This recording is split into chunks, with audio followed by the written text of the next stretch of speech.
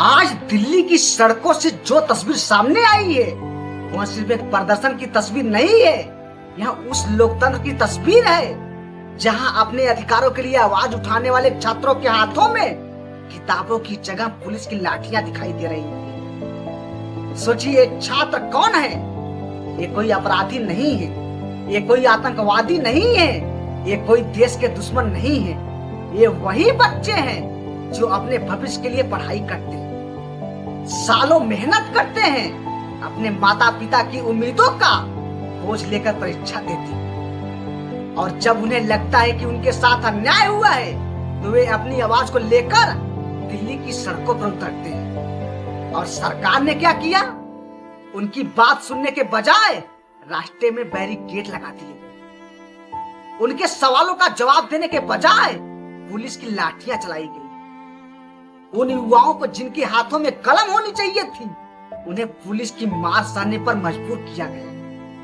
दिल्ली में काकरोच जनता पार्टी के आंदोलन के दौरान छात्रों और युवाओं ने संसद की ओर मार्च करने की कोशिश की। इसके बाद पुलिस और प्रदर्शनकारियों के बीच झड़प हुई, लाठीचार्ज और आंसू गैस का इस्तेमाल हुआ और बड़ी संख्या में लोग घायल हुए। अब सवाल यह है, अगर सरकार के पास छात्रों के सवालों का जवाब है तो लाठी क्यों?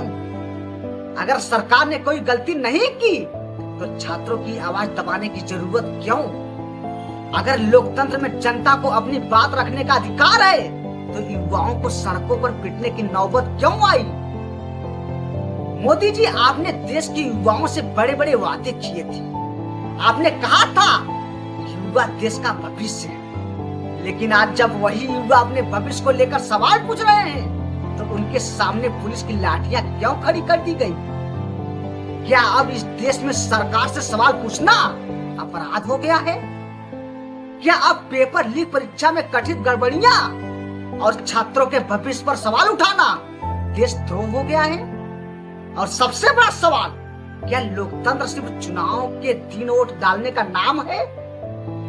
लोकतंत्र का मतलब है कि सरकार से सवाल पूछे जा सके। लोकतंत्र का मतलब है कि छात्र अपनी आवाज उठा सके।